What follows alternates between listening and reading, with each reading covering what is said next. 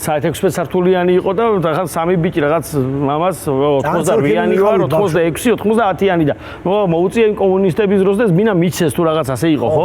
ხო და მაშინ განაწილება ხო ორი ქარხანა მანდ მუშაობდა და როგორც იყო რა განაწილება და ხო და ანუ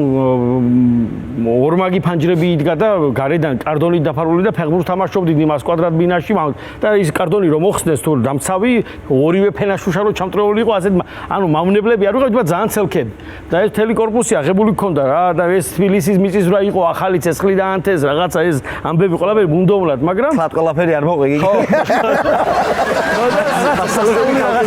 არა მავნებლური მაგრამ ცელქი ბავშვები და ბინა ივსება რა ბინა ვიღაცები და ივსება ეს ბინა და მე-7 სართულზე გადმოვიდა ოჯახი რომელსაც 4-ვე ანუ ეს სადაბაზოში ერთ ოთახიანი ორ ოთახიანი სამი და 4-იანი მიწებდი რომ 7 თუ 8 შვილი ყავდა და მეცხრე ზელოდებოდა რაღაც ასე იყო რა 10 შვილის პატრონი მთელი დარბაზის მისეს და ოსელი ანუ რუსვა და ახალმოსახლეობის სუბრა ახალმოსახლეობის გაგიდა მთელი კორპუსი დაპატიჟა ახლა შემოსახდება ყველას ხო არ იცნობ სახეზეს ნუ მთელი კორპუსი დაპატიჟა და დიდი სუბრა ეს სადარბაზოში გახსნიდა წავიდა და ამ დროს ეს 6 ბავშვი ახმაურდა ახლა ურევს აქ სულას ყველაფერს და გამოვარდა დედა და გაჩერდითო რა ხომერიკების ბავშვები ვიდიქცევით გაუგია რო ხომერიკების ბავშვი დაგემო გამოთქმა იყო კორპუსში ხომერიკის ბავშვი ამ დროს მამაჩემ იგზის და ქალბატონო რაბძანეთო და არ ვიცი რაღაცა ვიღაცა ხომერიკები ანუ ამ კორპუსში აიკლესო თელ მე ვარო მაგათი მამა